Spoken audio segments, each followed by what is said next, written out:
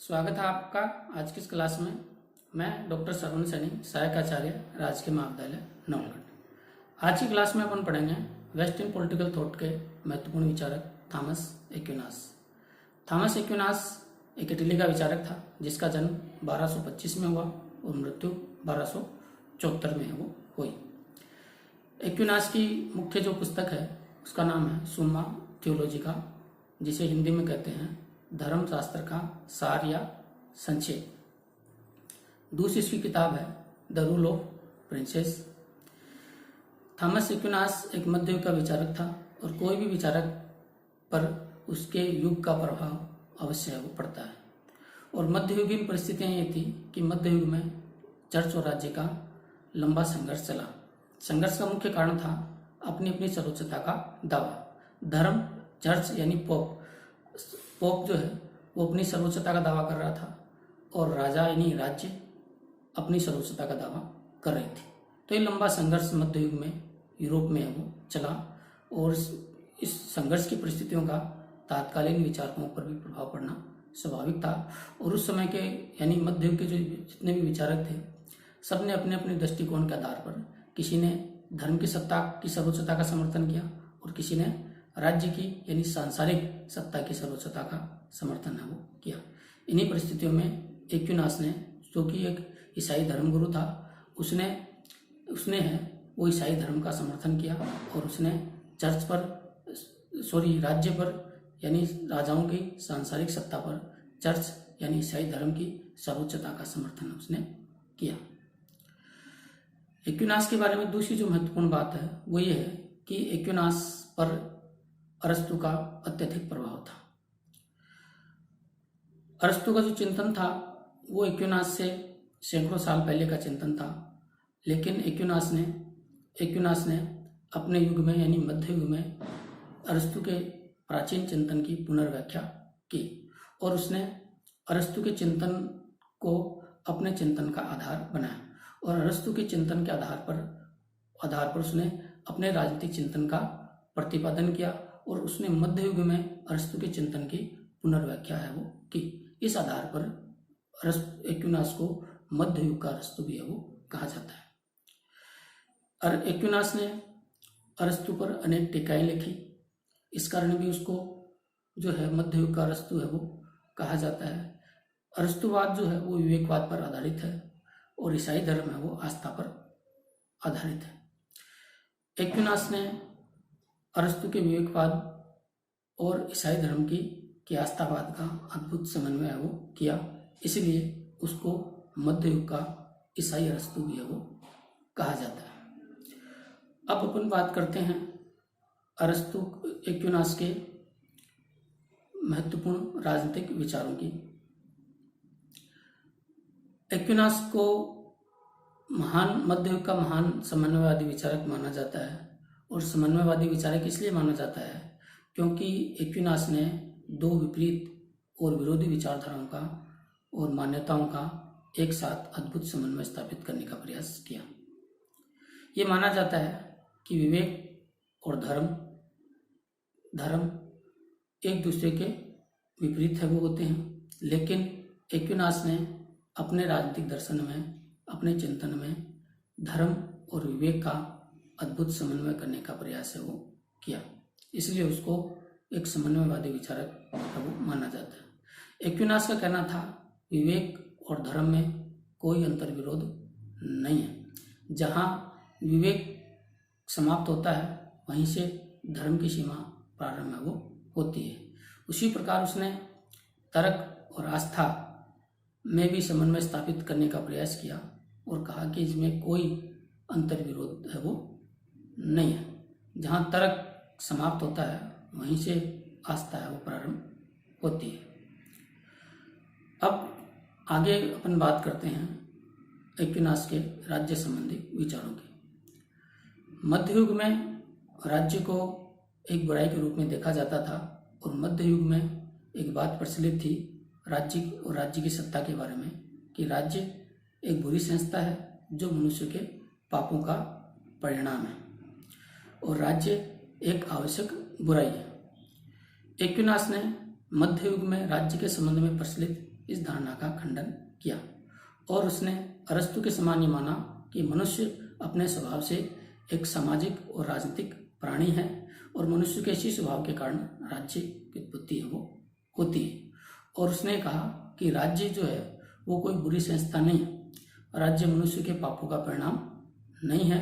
उसने अरस्तु के तरह ही ये बात बताई कि राज्य जो है वो एक स्वाभाविक संस्था है और ये कोई बुराई नहीं बल्कि लोक कल्याण की एक संस्था है। तो इस प्रकार अरस्तु ने राज्य के संबंध में अरस्तु के विचारों का समर्थन उसने यहाँ किया। यद्यपि अरस्तु ने छोटे आकार के नगर राज्यों का समर्थन किया, लेकिन एक्विनास ने छोटे आकार के राज्यों का नहीं बल्कि बड़े आकार के राष्ट्रीय राज्यों का समर्थन है उसने किया। अरस्तु ने अपने चिंतन में संविधानों के वर्गीकरण को प्रस्तुत किया। उसी से प्रभावित होकर एक्विनास ने भी अपने राजनीतिक चिंतन में संविधानों यानी राज्यों का वर्गीकरण वो प्रस्तुत करने का प्रयास किया। एक्विनास ने अरस्तु की तरह ही अपने वर्गीकरण में कुल 6 तरह के संविधान बताए, जिसमें 3 संविधान के अच्छे रूप थे और 3 बुरे रूप थे, जैसे अरस्तु ने बताए थे। लेकिन इसमें भी एक्विनास ने वो थोड़ा संशोधन वो किया। अरस्तु ने अपने संविधानों के वर्गीकरण में जो है उसने संयत लोकतंत्र यानी पॉलिटी को सर्वोत्तम शासन प्रणाली बताया, लेकिन एक्विनास ने उसके स्थान पर राजतंत्र को है वो सर्वोत्तम शासन प्रणाली माना है। और एक्विनास ने राजतंत्र के समर्थन में कहा है कि जिस प्रकार संपूर्ण जो सृष्टि में एक ईश्वर का शासन होता है, एक शरीर पर एक हृदय का शासन होता है, मधुमक्खियों में एक रानी मक्खी का शासन होता है, उसी प्रकार एक राज्य में एक ही व्यक्ति का शासन होना उचित है और स्वाभाविक है।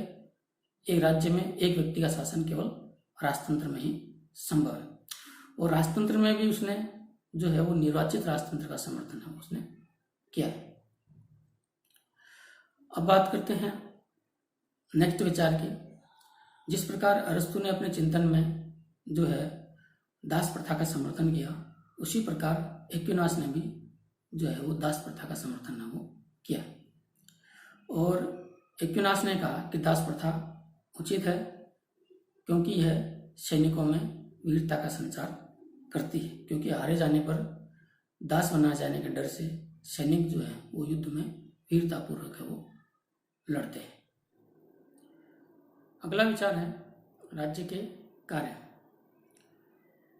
अरस्तु की तरह ही एक्विनास ने भी राज्य का कार्य माना है कि मानव जीवन को उत्तम बनाने के लिए जितने भी कार्य आवश्यक हों वह राज्य को सारे कार्य करने चाहिए।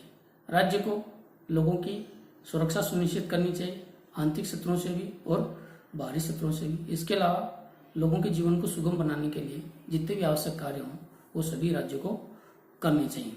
राज्य को यातायात के साधन विकसित करने चाहिए, नागरिकों की अन्य सुख सुविधाएं राज्य को विकसित है वो करनी चाहिए। राज्य को मुद्रा प्रणाली, अपनी माप तोल की प्रणाली सभी विकसित करनी चाहिए, यानी गरीबों के कल्याण और भरण पोषण की समस्त व्यवस्थाएं है वो राज्य को करनी चाहिए।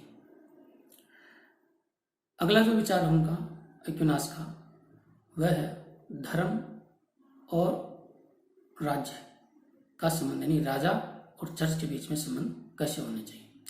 एक्विनास का कहना था कि मानव जीवन के 2 मुख्य उद्देश्य होते हैं। पहला उद्देश्य है आध्यात्मिक सुख को प्राप्त करना और दूसरा उद्देश्य है सांसारिक सुखों की प्राप्ति करना। सांसारिक सुख व्यक्ति को राजा या राज्य उपलब्ध कराता है और आध्यात्मिक सुख व्यक्ति को धर्म या चर्च उपलब्ध है वो कराता है। सांसारिक सुख हीन श्रेणी के होते हैं, आध्यात्मिक सुख है वो उच्च श्रेणी के है वो होते हैं। और चूंकि सांसारिक सुख है वो हीन श्रेणी के होते हैं, आध्यात्मिक सुख श्रेष्ठ श्रेणी के होते हैं, इसलिए सांसारिक सुख प्राप्ति का साधन राज्य हीन होता है और आध्यात्मिक सुख प्राप्ति का साधन चर्च श्रेष्ठ होता है। इसलिए राज्य पर चर्च की सर्वोच्चता है वो होनी चाहिए। एक्विनास ने यद्यपि राज्य पर चर्च की सर्वोच्चता का समर्थन किया है, लेकिन उसने धर्म, राज्य और चर्च के संघर्ष का समर्थन नहीं किया। उसने कहा कि दोनों का अपना अपना महत्व है वो होता है, इसीलिए दोनों का संघर्ष है वो नहीं होना चाहिए। दोनों को आपस में मिलकर जो है वो पारस्परिक रूप से सहयोग के साथ कार्य है वो करना चाहिए। तो अपन निष्कर्ष के तौर पर अपनी यहाँ कह सकते हैं कि मध्य युग में जो चर्च और राज्य की सर्वोच्चता का झगड़ा था, उसमें एक्विनास ने चर्च की सत्ता का समर्थन किया और राज्य पर चर्च की सर्वोच्चता को उसने स्थापित है वो किया। अगला विचार है एक्विनास के कानून संबंधी विचार। जैसा कि मैंने आपको बताया कि एक्विनास एक समन्वयवादी विचारक था। विभिन्न विचारों का समन्वय उसने अपने संपूर्ण चिंतन में किया। कानून के अर्थ का भी उसने समन्वय वो किया। उस समय कानून के दो अर्थ प्रचलित थे। पहला अर्थ यूनानियों का था, जिसमें कहा गया कि कानून जो है वो विवेक की उपज है या विवेक का परिणाम है।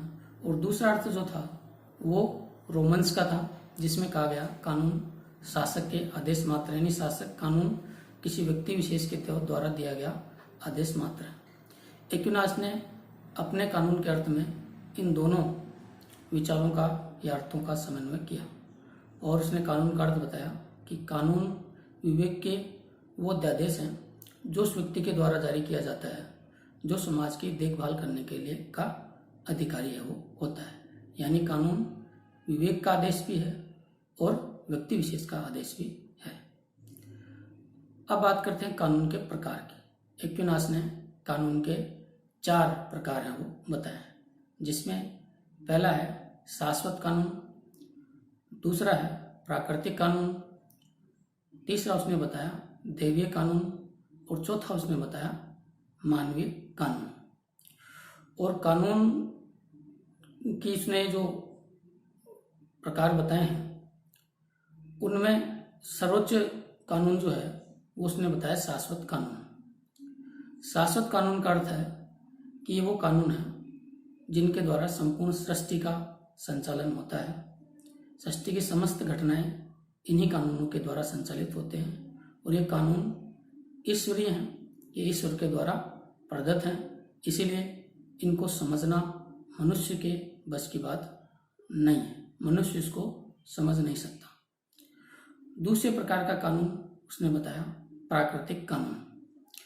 प्राकृतिक कानूनों की उत्पत्ति शाश्वत कानूनों से ही होती है और प्राकृतिक कानून के माध्यम से ही उचित अनुचित सत्य असत्य अच्छे बुरे का भेद है वो होता है। तीसरा कानून है दैवीय कानून। और दैवीय कानून व्यक्ति को आध्यात्मिक सुख उपलब्ध कराने के लिए आवश्यक होते हैं और ये इस कानून पर चलकर ही व्यक्ति अपूर्णता से पूर्णता की ओर अग्रसर है वो होता है। ये ईश्वर की देन होती है जिन्हें धर्म शास्त्रों में लिपिबद्ध है वो किया जाता है। और अगला और आखिरी कानून है वह है मानवीय कानून।